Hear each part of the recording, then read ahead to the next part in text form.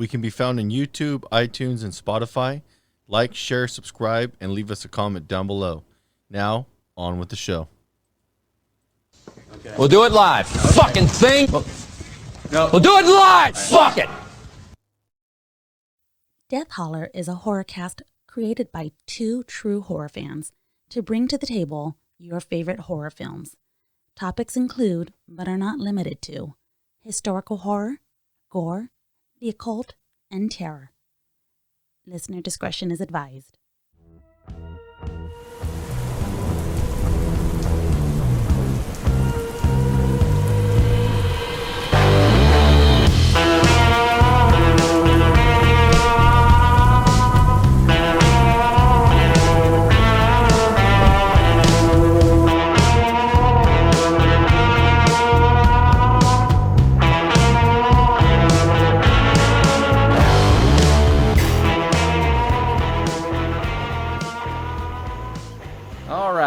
Finally, time to get into the film discussion for the night. The film we were discussing this episode is The Omen, the 1976 film, aka The Birthmark. A little bit of behind-the-scenes trivia. This movie was originally called The Birthmark, and it was only when the movie...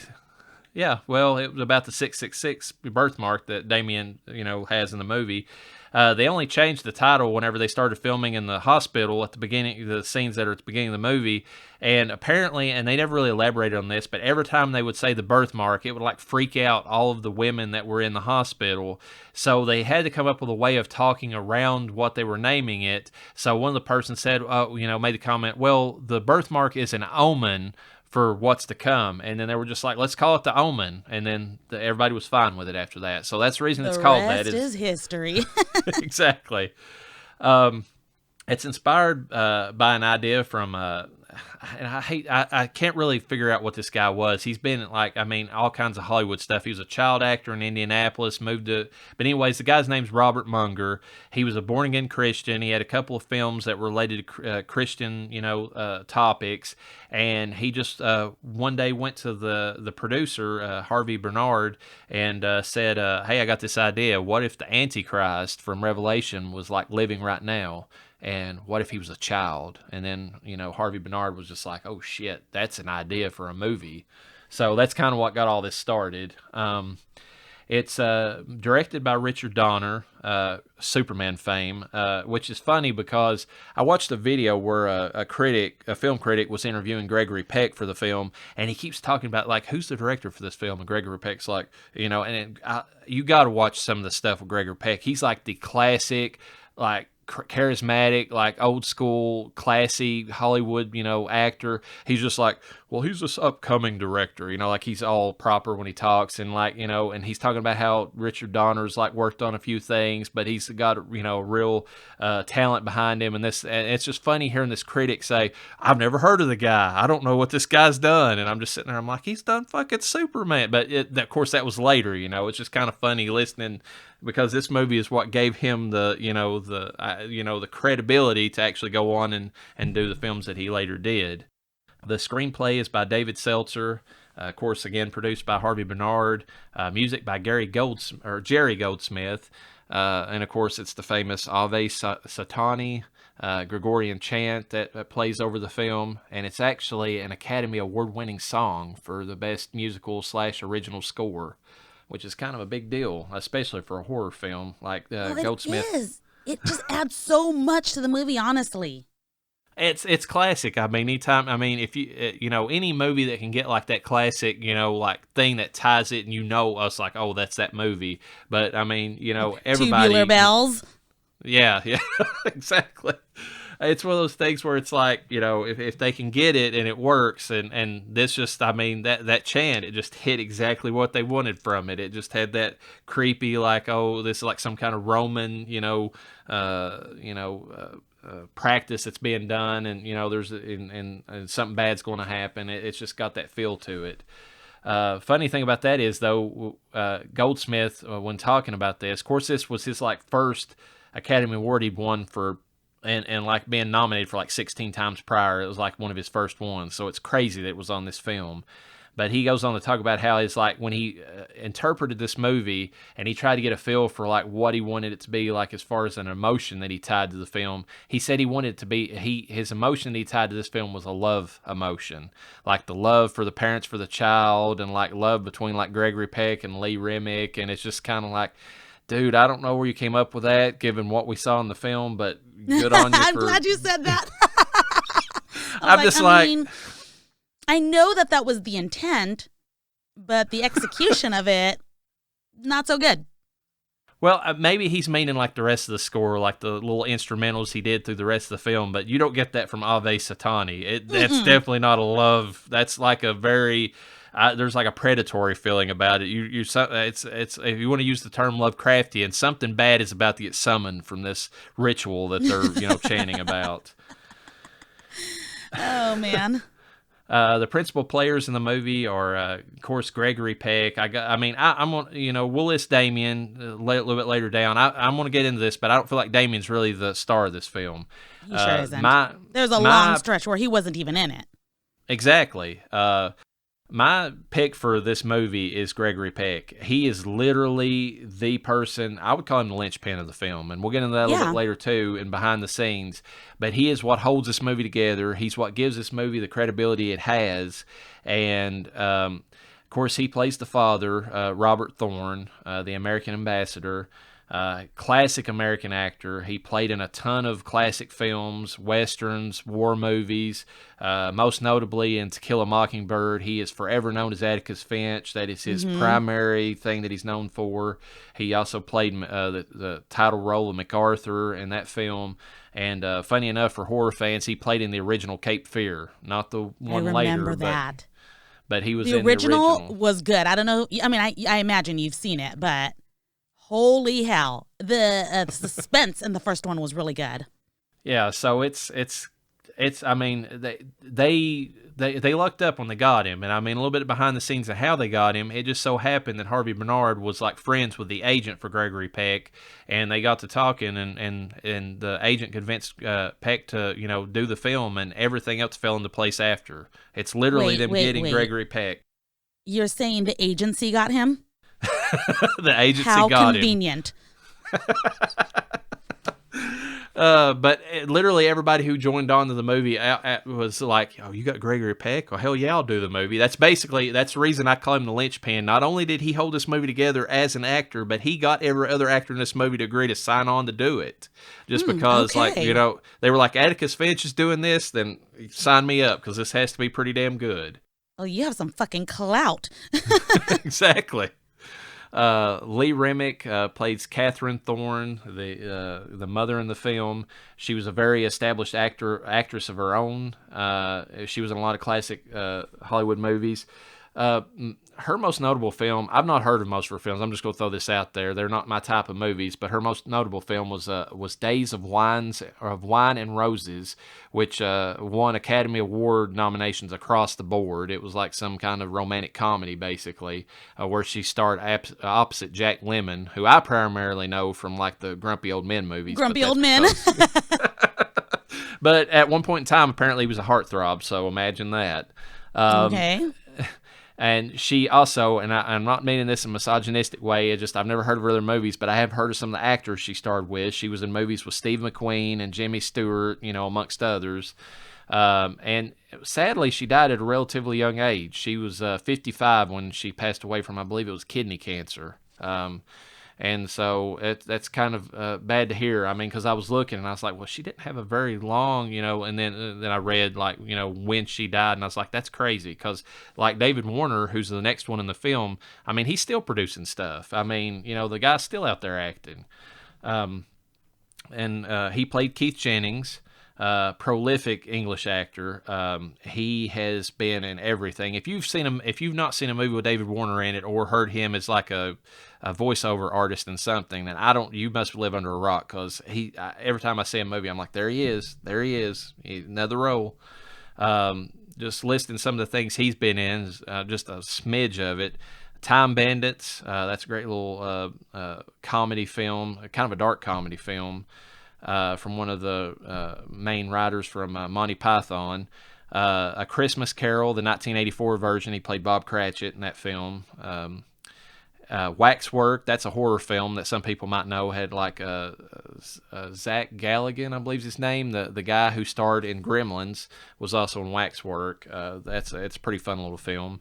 And in some of the older films he did, from Beyond the Grave. He was also in Scream 2. That's kind of a newer one that he's done. Black Death, that's been just like 3 or 4 years back now. That had Edward... what's that guy's actor's name? The one that dies all the time. That played Boromir. It's Sean Bean. He's in that film, and that's a very dark kind of witch film, basically set in like medieval times. Have you seen that movie, LlaReyna? No, but it sounds like one we need to review. It's definitely for the witch season, because I mean it's one of those movies where it plays it like, there's this small secluded medieval town who's just going crazy with witch madness, like we talked about in our last episode, and and Sean Bean and some of these other knights are sent there, and they're like, oh, it's these peasants are going crazy again, and they're accusing each other of being witches. But they kind of do have a witch in this movie, and it kind of goes bad for everybody involved. Yeah. And of course, David Warner was in Titanic, one of the biggest films ever, one of the highest box, office grossing movies ever. So, I mean, you've seen Never heard him. of it. Never heard of it. He was hired in this movie mainly because Richard Donner was just thought he was a great actor, and was one of his favorite movies ever. He listed as this movie called Morgan, which I've never heard of. It's a British film, but he was just so enamored with the film. And whenever he heard that David Warner signed on to be in it, of course David Warner signed on because of Gregory Peck. But when they got Warner, he was just Donner couldn't believe it. It's almost like a fanboy moment for the actor, or I mean the director himself, to even get this actor in the movie. And, of course, in the film, I kind of list him as the Van Helsing of the film. He's kind of the one that goes around and gives, like, the background lore that, is needed to educate both the main character and the audience about what's actually going on behind the scenes. And I don't know about you, but just getting a little critique of the movie, I feel like the scenes with David Warner and Gregory Peck are the best in the film. And I don't really like much the other scenes that don't have the two of them together. I have to agree with you, because when they finally connected in the film, other than, Jennings taking photos and stuff like that, that's when I felt like, okay, we're getting somewhere. Yeah, and they have a good chemistry together. They work well together in the movie. It's almost like they're old friends somehow, even though they've only worked in the story of the movie. They've only worked together. It's just like Jennings is like this basically press photographer that takes pictures for the newspapers, and of course Gregory Peck's the ambassador that everybody wants to have the picture of, but they just fall in line together like instantly. It's kind of and I just love their scenes, but we'll get into a little bit more of that later. Next actress in the film, because I got a list her, is Billy Whitelaw, who plays Mrs. Baylock, the agency nanny. She, of all the people in the film, I would list her as the true villain. You could sit there and say what you want to about Damien being the Antichrist, but who actually does most of the killing in the movie? It's not Damien. I mean, if you would have... She's facilitating a lot. I would even argue there's a scene later on in the movie where I think she triggers Damien to do what he does, and if you want to blame the near fatal kill, it's not even on Damien, because she's got this weird eye thing she does. It's supposed to symbolize she's mesmerizing people, and the movie goes out of its way to show her doing that right before she lets Damien go in his little tricycle and, does what he does. She's literally directing him with her eyes or her ESPN or whatever the hell she has that she's talking to him. And she is both... as the villain, she's got a hard role to play, but she's both the thing that keeps the movie going along, but she's also the thing I hate the most about the movie. And oh yeah, we'll get to that a little bit later. But and I wish they would have did something a little bit different with her direction. But that's a whole other argument. She has been in a ton of horror films, The Flesh and the Fiends, The Strange Case of Dr. Jekyll and Mr. Hyde, which she starred in opposite Jack Palance. And funny thing enough about that, Jack Palance is the father to Holly Palance, who plays the first nanny in the movie, the one that, ends up committing suicide. So it's kind of funny that Billy... How that works out. Yeah, it's like such a small world there.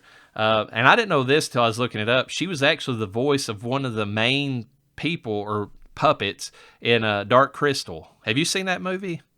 Not the original one. I started watching the Netflix one, though. Well, so shame on me. Well, that's fine, but you know the character of Agra, the lady who's doing the kind of the oracle. She's the one that's not really a Gelfling, but she's trying to protect the planet they live on, and she's got like she was the one that noticed the Skeksis first or whatever in that film. Loses an eye during part of it. I don't know how to really describe her otherwise. Anyways, in the original film, played the original. She played the original Agra. She was the voice for that character. I thought that was kind of neat. And she's also in Hot Fuzz with Nick Frost and Simon Pegg. I don't know if you saw that movie, but it's a great little riff on cop films, if you want to say. And she plays this older character that. It's basically my favorite line in the movie is that she likes to say when she first meets Simon Pegg's character, she makes the comment, "Nice arse," kind of talking about his, and later on, things take a turn and she becomes kind of an evil character, spoiler alert, and she becomes basically Mrs. Baylock in another form, just an older form, and and she calls Simon Pegg an arse another time, but meaning it a totally different way. So it's just kind of a nice, twist. But anyways, like I said, I think she's the true villain of this film. I don't, I don't think that Damien is, but. And I don't think he's got the power, but she's the facilitator of it. Well, I mean, if we want to go by the intent of the screenwriter, David Seltzer, he said he intended Damien to be a quote-unquote innocent villain.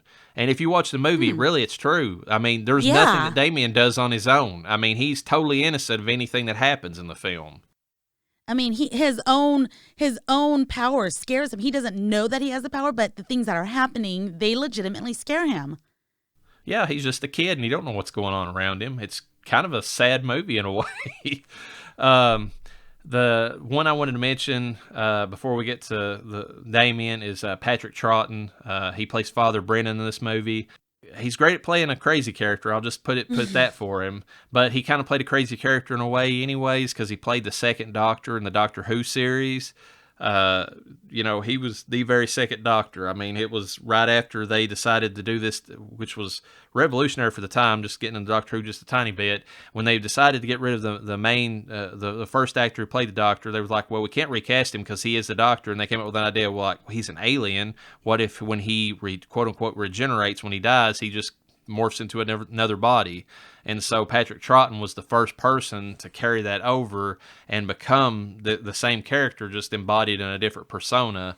And that's kind of led to over 50 years of Doctor Who, basically. So it's kind of, I mean, he was so the one. Nuts. I have not Doctor Who'd, so, but, near a dear friend of ours, Daphne and the Scooby Gang, she talks about it all the time. She's really trying to get me on that train. So it's a very interesting series. I just think it's funny because the 11th Doctor, which is the one that got me into it, he based his character on Patrick Troughton's version of the Doctor. It was kind of funny because Patrick Troughton's character kind of had the Moe, from Larry, the Moe from the Three Stooges haircut. So he kind of looked goofy that way, but he had a bow tie that he wore, and he was just kind of a slouchy looking character. And the 11th Doctor took that, and he took the bow tie and that kind of weird, character tics and kind of made another version of it. So I think it's kind of, it was a tribute to Patrick Troughton's, acting that he did that. So I think that's kind of cool. He was actually in a horror movie back in, the Hammer horror film days called The Scars of Dracula. So he does have some, horror bona fides prior to this film. And we get to the last, and I wouldn't say least, but he's in the movie the least. Harvey Spencer Stevens, Damien Thorne. Well, he might be the only other person in this movie that's in it less than him is Holly Palance and the original nanny. But This apparently was his only big movie role. I couldn't find anything else about it otherwise on IMDb. And it's funny how he got the job. Richard Donner was like, okay, we need a kid who can just like attack and look like he's like this evil bastard. So he had this idea that he would yell, "Attack me," whenever he started filming. And the kid that would attack him the most was the one that got the job. And little Harvey Spencer came in, and little Harvey Spencer Stevens came in, and when he yelled, "Go for it," Harvey went straight for the director's nuts. and he would not stop even after they yelled "cut." And Little asshole. Yeah, and after Donner finally got him, pulled away, he was like, "Hire that kid now. He's the one." Oh my God. This is, I don't know, this is history repeating itself, but if you look him up on Google now, the primary thing that comes up is that in 2017 he was actually arrested for road rage because some cyclists got in his way. Apparently, he got out and he started throwing punches at them. So apparently, the thing that got him famous is he's still doing it. It's He's kept still him attacking. famous. Yeah. Look at I feel you, okay, Harvey, because cyclists are assholes. They're sitting in there on the road, like, you don't see me here with my bike, like, you don't see me here with my car. Get out of the way. I'm glad he punched them. They're lucky that he didn't run them over. Well, they're lucky he didn't like summon some Rottweilers and have them ripped to pieces. But Little hellhounds, yeah. Yeah. But I think it's time now, after going through the people that's in the movie, before we get into discussing the individual scenes that we liked or disliked about the film, that we have a little bit of lore with LlaReyna. Take it away. Lore with LlaReyna. That's like a new segment, huh? Yeah. I'm going to be honest with you. There's a lot of information on Nephilims, and I read at least the first top 3 things that come up. And it's just one of those things, again, that's all over the place. So I'm going to start with what you and I both know, and most people know as a Nephilim, and not just our near and dear friend Jack Klein, a.k.a. God now. Son of Chuck. Spoiler alerts. Grandson of Chuck. Sorry, grandson of Chuck. He's grandson of Chuck, yes. Yeah.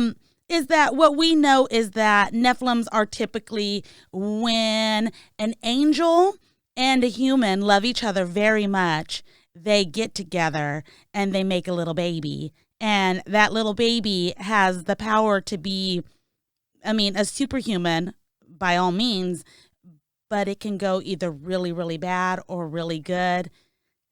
I don't know if there's a happy medium. I don't know if Jack ended up being a happy medium. I think he did. But I think he had way more good in him than bad. I want to say he was pure good. When you look up Nephilims, one of the first descriptions that comes up, they were described as giants. I want to say that was in Greek mythology. They were giants. And really nothing more. They didn't really kind of get into the whole celestial, and they probably do. It's just I wasn't going to go down that rabbit hole to find out if a Nephilim... Now, were they regular giants, or were they like the Titans that they had in like Greek lore? That's something that I've never been able to figure out, because I feel like the size that they give for those, at least biblically, is more like 10 foot, something like that, which is not quite the size of what the Greeks had the Titans made out to be. So definitely not Titans. I'm gonna go with Big Titty Vampire Lady from the new Resident Evil Village. She's around 9 or 10 feet. I saw a drawing in one of the articles that I had read, and it looked like a really tall basketball player next to maybe a child or somebody my height. So I would say. So basically, Mr. Omen from the House of the Devil versus Jocelyn, or Samantha from that movie, just kind of that's the height discrepancy, give or take. Perfect right? example. Yes, they were just a little bit taller too. It wasn't like they were massively bigger in size, so they weren't like double the width either. They were literally just like really tall people. In Wikipedia, Nephilims were also described basically as fallen angels, and I don't know.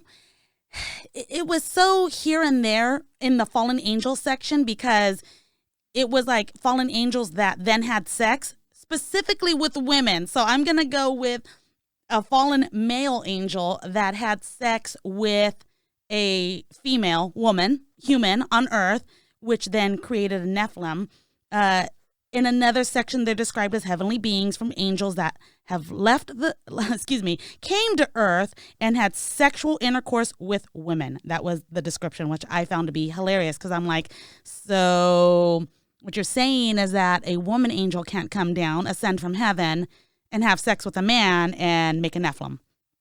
And that's basically what I had gotten from that. But, who knows? Because we don't have a female angel yet in any kind of lore that has, as far as I know, given birth to a Nephilim. Let me see. There are some in the Jerusalem Bible. There's lots of talks about Nephilims in the Jerusalem Bible. In the, why can't I think of the Quran? There we go. Literally, Nephilims are big talk. There's a book of Enoch in the Jerusalem Bible. Literally, an entire book about Nephilims with all kinds of lore.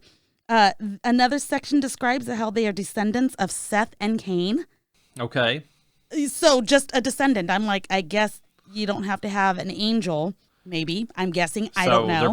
They're basically saying that Nephilim in that case carry the mark of Cain or something to that effect. They didn't say the mark of Cain specifically. They just said specifically descendants of Seth and Cain. Okay. And then my favorite bit of lore that I took away from all of this, before I bring up just a few characters in modern culture, but the favorite thing I took away was there was literally a debate a Christian debate about Nephilims. And the argument stated that angels don't marry, so Nephilims can't exist. And the rebuttal was, well, only angels in heaven don't marry. There's nothing specifying that angels on earth don't marry and make Nephilims. And I'm not joking when I say this is a legitimate argument in Christian history. I can imagine the things they argued about. So that's what we learned from that. Now, of course, I can't talk about Nephilims without bringing up our very own Jack Klein, who was the son of Lucifer, also the son of, oh my God, what was his human name in Supernatural? Started with a C, didn't it? Or a K-like sound. Yes, you're right. It did, but I can't think of it right now. Oh my God, I have to Google it now. Don't worry, I'll cut all this out and make us sound like we're smart. I just forgot, honestly. I did too. All it says is son of Lucifer, and Kelly Klein is like, well, who was Lucifer? Dang it. Okay, well, whatever. So Jack Klein, who is the son of Lucifer and Kelly Klein, when she died while giving birth to him, and he, spoiler alert, he grew to eventually be our very own and loving God that we know of. And then the other Nephilim, who has, as far as I know, and I mean, you follow Lucifer, don't you? You're caught up. The show. Mm-hmm. Okay. We have baby Charlie, who is the child of Amedadil, and oh God, I forget what the mom's name is. She's human. Again, human women, male celestials. And they are concerned that the baby is going to have powers, but not one character has described this baby as a Nephilim or has been concerned with what kind of powers the baby will get. Because in Supernatural, we know it was a huge issue of how powerful of a being that Jack would be. Yeah, they had a whole season dedicated to the lore that they sent around angels like Castiel at one point in time to hunt down and kill any Nephilims that were produced prior, because there was always the threat that they would destroy everything. Yeah, exactly. I mean, they do have the ability, so, but nothing yet in Lucifer. So really, I don't know that they're going to go that route, and I don't know if they're avoiding it because of the fact of how big Supernatural was and how big that Jack is. So I think they're just going to leave it. Who knows how it's going to end? I know that they're concluding the show soon. I think they have, another season and a half? I don't know about the half season, but maybe. I know they've got one full season left. I remember it, and they did kind of hint that this was just a half season that they did that kind of ended in a cliffhanger. Okay, so they're not going to finish season 5, allegedly. Or where they ended it was the end of season 5? That's what I was really confused about, honestly.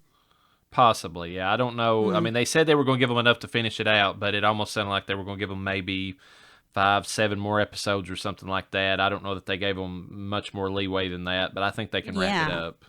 And I'm pretty sure Daphne told us that they were actually filming season 6 already, so that would make sense.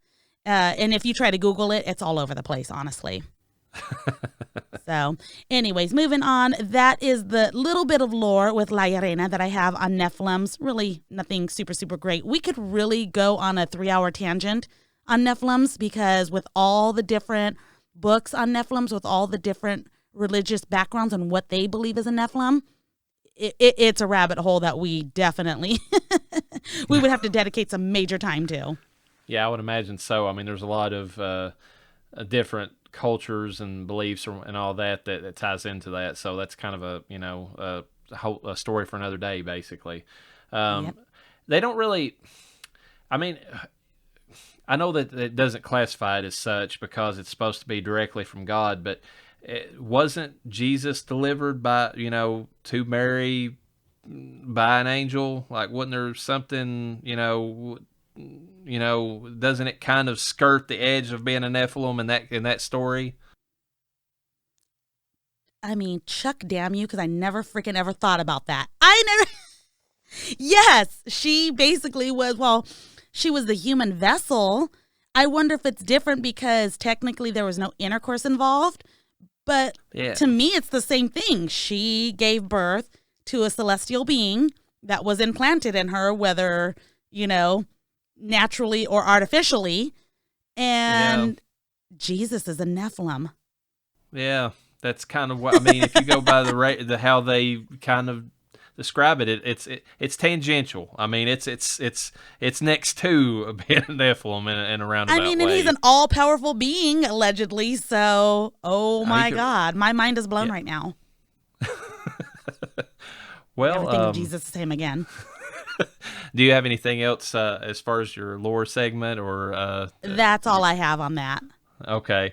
Well, speaking of blowing somebody's mind, let's start about one of the big scenes in this film, like right after the big Ave Satani opening, and we have a few scenes, between, setting up the film. I'm just going to go right into it. When the original nanny has her scene, that's probably one of my favorites in the whole film. I mean, and, she has her mind blown by the Rottweiler, apparently. And, that I just love that scene where they're all like, they're having this fun little day for Damien. It's his 5th birthday, and all of a sudden you hear, "Look at me, Damien. It's all for you." And she jumps off the roof like she's hot. That I'm so glad you said that's your favorite scene. That is legitimately my favorite scene. It is so fucking dark of a scene, and I mean, in my opinion, really well done. Although most people at the party, they didn't even look scared. They kind of just looked like, she ruined the party. I mean, if you look at some of the faces around. Well, the reason for that, I think, is because Donner, I think, in the behind the scenes talked about they had everybody moved away, so those were pickup scenes they had of the reactions. The only people was Holly and the people that were filming it. But the scary thing about it is she legit dropped off of that. They had her in a harness. Shit. Like, she was that high up, and they just put her in a harness, and they's like, she said if she'd been like an established actress at the time, she probably wouldn't have agreed to it, but she was kind of like, well, this is my big break, so I'm just going to go all out. And she, stepped off that roof. I wouldn't have been able to do it, so more power to her, but... Good for her. You know what? I have to give her credit, too, for the Hellhound and Nanny stare down she gave. I mean, that was intense. But I have to say that dog was just way too adorable to be scary. Like, do you remember? Oh God, there was a scary movie with a oh God, what kind of dog is this? Rottweiler. I forget what the movie was called, but it was with a really rabid Rottweiler, and this dog was literally just a friendly dog. I mean, it had a few growls and barks, but that was about it. Well, the behind the scenes on the Rottweiler stuff, this is getting a little to a scene later, actually, but there's a scene later at that we'll talk about that was at the cemetery where the Rottweiler's attacking a big pack. Richard Donner's kind of laughs whenever he talks about that scene because he said the dogs were basically just kind of moping around and humping each other most of that scene. It took forever. He said it took forever to actually get them to actually attack anybody because they were just so passive. And it's just, and he said that they had to add in like the growling and the, the other sounds, the barking sounds in post to kind of make them seem scarier than they were. He's like, you would, if you'd been there that day filming, you'd got no horror from that scene whatsoever. They literally were just like trying to establish their dominance the whole time. Yeah. And it just, I kind of think that's funny. That's probably what happened with this one. It was like, they just had a big lovable dog that didn't really, and it's doesn't come off as being that scary just because of it. Oh my God. And a little bit, an extra thing behind the scenes, they were actually supposed to be German Shepherds. They originally had planned on bringing them over from the U.S. They had a bunch trained. There was some kind of law in Europe that said that they had a quarantine on any live animals that came over for 6 months. They couldn't hold up production for 6 months, so they got the Rottweilers. I think they're all right.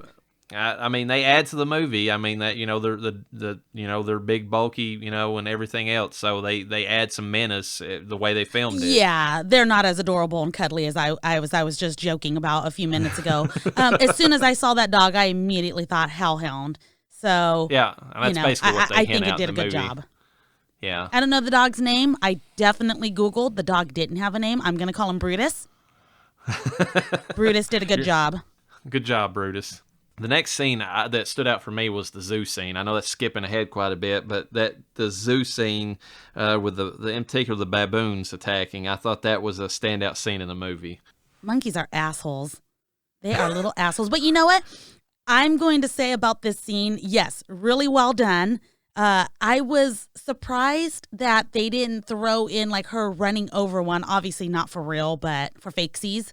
But for the appeal, I don't feel like they had enough of those like random twists that would just make you go, oh my God, I feel like the lady dropping to her suicide was the only real shocker we got. That's why that one stands out to me as the best scene as far as like the horror element, because it just comes out of nowhere and it's more graphic than the rest of the movie. The zoo scene actually was real. Believe it or not, like they messed up whenever they did it. They couldn't get the baboons to do anything either. They were just kind of sitting around eating bananas, kind of because they'd been too used to humans being around them, because it was kind of like a open air wildlife preserve that they were driving through. And so Richard Donner was in the back seat with a handy cam, kind of filming it that way. And what they had done was that they had taken like a baby first to kind of see if that would agitate the baboons. They didn't give a shit. Donner said that they could have took that baby and they would have gave no shits whatsoever that baby was gone. So they were trying to come up with another idea, and there was a local veterinarian that was getting ready to do some surgery on a cut for the alpha baboon, and he was like, listen, if you take the alpha, they'll go nuts. So what you should do is, I got to trank the baboon anyways to get him in there for surgery. We'll trank him. You keep him in the car. They'll come after you. And they did. Shit. They saw the alpha and they went crazy. That's really legit, them rushing the car like that. That was just because their alpha had been stolen. The alpha, who was being held by a handler at the time, came awake in the middle of all this. Shit. And Donner didn't even know it. He was giving Lee Remick the orders, hold on, don't scream yet, hold on. And she was screaming regardless of what he said. And he said he looks, and the alpha baboon has got Lee Remick by the hair, pulling on it. That's why she's screaming in the scene, because her hair's getting pulled by the baboon in the back seat. This is fucking awesome. Little Harvey Spencer Stevens is actually screaming and crying for real, because he's, that it's terrified really happening. for his little life. Richard Donner says if you watch the scene and the images that he shot, it's so shaky because he was shaking, because he was actually scared. And when he told her to drive when she drives away in the movie, that's because he was like, drive, get the fuck out of here, basically. I mean, so it's lucky they didn't actually run one over, because they were legit trying to get the hell away from there. Oh my God. And to make matters worse, they had to do pickup scenes. Well, the filmographer came to Donner later and he's like, listen, you don't have enough to make this a full scene. And Donner was like, I'm not fucking filming that again. You go back and you do it. That's how tore up he was about the scene. So the filmographer went back and he was like, so he had to film pickup scenes of the baboons kind of prior to and a little bit after. And so he got this brilliant, quotation mark, idea to take a broom handle and kind of prod some of them with it. They surrounded him and the cameraman, and they said that they came within a hair's, breadth of actually being fully attacked by the baboons, like in for real, during that scene, because when they were doing the pickup scenes, because he was so smart that he prodded them, but he said, hey, that's what you do for the business. So that zoo scene was a legit, that you saw on camera what they legit filmed. That was, the equivalent of, even though it was a minor thing, like we talked about House of the Devil when Jocelyn, dropped the Walkman and they just left it in the film. That was the scene, because they legit, that's how it went down. Which is, let's be honest, some of those scenes, like when we were talking about Rosemary's Baby, how Mia Farrow had to legitimately walk across a busy intersection in New York City, and the director was like, they're not going to hit a pregnant woman. So she is just probably praying the whole time she's walking across. And that scene was just, it stands out. These scenes, you can tell, you can't legally do it now because I swear an actor will sue for, stress and pain and suffering. I'm sure they will, yeah. But it obviously shows that when it's real like that, when you're not really acting, that they just come out to be some of the best scenes. I want to back it up just a smidge because I want to talk about, and I don't think this interferes with your timeline that you have that you're going through, but when the nanny didn't get Damien dressed for church, because obviously we know coming up that we're going to find out why, but she had some fucking balls. Oh, she pissed me off. She was like, when Catherine was like, Kathy was like, hey, have my son ready. And she's like, he doesn't want to go to church. He wants to go to the park instead. I don't care if he's the son of Satan. You get that little hell child ready. I'm taking him to church. But then the scene where he's beating the shit out of his mom as they arrive to the church, I actually thought that was a pretty exciting scene because I don't know. It looks like it was filmed pretty close. They probably were in the car with them. I thought it was pretty well done. The mom getting her hair pulled, woo! She really looked like she was getting her ass beat by that kid. He probably was attacking them just like he attacked Donner, so it probably was a legit scene of him just, and it's like, okay, here's this famous actor who played one of the most famous characters ever in film. Just attack him, it's like one of those things. See her face? Those are balls. I'm going to throw one thing in since we backed up a little bit and we're talking about the new nanny who was sent by the agency.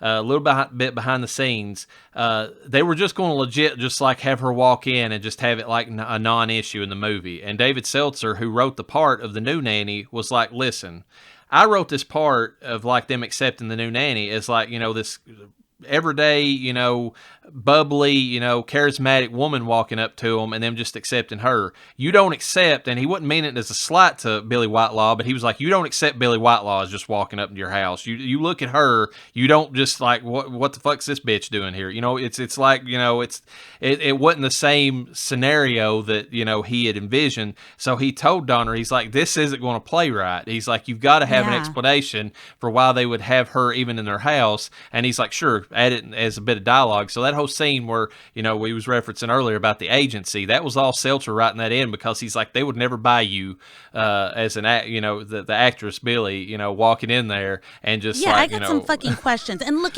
okay, what is his job title? What is he? Is he working for the Prime Minister? He's like an ambassador from the U.S. to the Prime Minister, I think, is kind of what his title was. But you don't get people like that just off the street. For somebody to hire. They've got to be vetted, and there's all kinds of other things that goes on. Exactly. That's exactly what I was getting at. Somebody doesn't just walk in your house and say, the agency sent me. There needs to be channels because he is legitimately a higher up. His wife needs to be protected, and his child needs to be protected. So I don't care if you're Mary fucking Poppins, okay? I need to get some information before you go see my child. And then she says, now, here's my references. Can I see the boy now? Whoa, hold up for a minute. You're getting way ahead of yourself, ma'am. You need to step outside until I check these references. And they're like, sure, go ahead.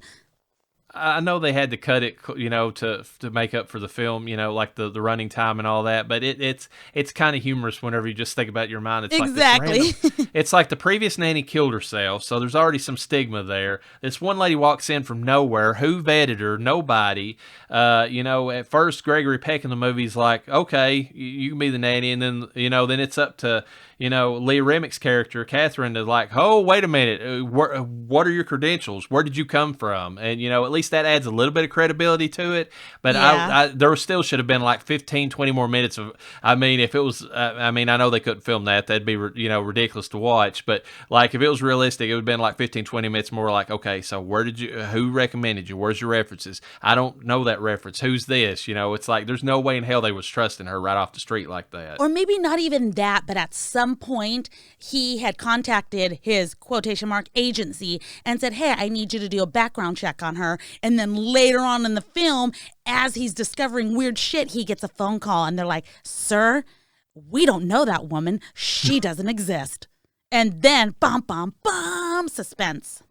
I guess if you want to add to the meta narrative of the movie, you could say something to the effect of, because they hint that there's like this big group of conspiracy people that originally gave that was at the church, at the hospital at the beginning, and spoiler alert, killed Gregory Peck's and Leah Reminick's actual child after it was born, and then swapped out and gave them Damien. If there was this cabal that was going, maybe they had infiltrated also the agency, whatever that is, and that they were working with them. But it's not apparent. It's like something you've got to fill in on your own. Yeah, and I guess at the point we are, how deep we look into films, that's not an issue for us. People just, casually watching this film, if it's on Turner Classic Films or whatever, they're going to watch this and be like, what the fuck? That doesn't make any sense. Yeah. Okay. Well, I'm going to, just the next scene that I got to get into, because I have issues with this scene, talking about the issues we had with that, is when Mrs. Thorne, is up there. She's cleaning on the stairs or whatever. We have the scene where the evil nanny does her mesmerism, on little Damien, lets him loose on his track. He comes out there, knocks her over. I feel like this scene, the way that I appreciate it, and here's the behind the scenes on it as far as how they filmed it. Of course, she didn't, they couldn't fall or film her falling, so they had they added the goldfish, which is kind of an odd placement when you think about it, but they added there specifically to give kind of the danger, inherent in the scene. They legit dropped a goldfish bowl that far down so you could see the impact. And to his credit, Richard Donner came out. They had suggested that he just leave like the regular goldfish in the bowl, and he's like, okay, I'm not going to do that. There's no person or animal going to get filmed on this, or going to get hurt on this film if I can help it. So he legit, he had them remove the goldfish. They went out and got some sardines. They dried them out, painted them gold, and that's what they dropped. And of course they filmed her like they had built everything on a wall, and they filmed her like moving toward the wall, and then they zoomed in as she was to kind of add like as she was falling, and it all works. But the problem is that they did this little weird like little twist that she does on the way down, and it's just so, and the impact is so, it's so minimal, and that little twist, it's so light that it ruins it for me. It takes me out of the scene, and it's just unbelievable. Yeah, I'm with you on that one. It was, sound effects would have been a little bit better too. I'm trying to, put away that this was in the 70s. But I've seen films where sound effects were everything, even when the actual visual was terrible. So I guess that's just where I'm coming from with that. Yeah, it was such a there's a scene later in the film where Billy Whitelaw shows up at the hospital. Leah Reminick falls out the hospital window and crashes through the ambulance, and the doors open up, and that's got so much impact, and it's done so well that, and it's in the same movie, that it just makes this scene stand out that much worse. It's that flip that she does. She's like, and then she flips. That weird land, and then she lands on her side all perfect. I'm sleeping. There was some real goldfish they added in that little bit at the end, that you see flopping, but he only allowed them to be out for like 15 seconds while they filmed it, and then he put them back up. So, aww.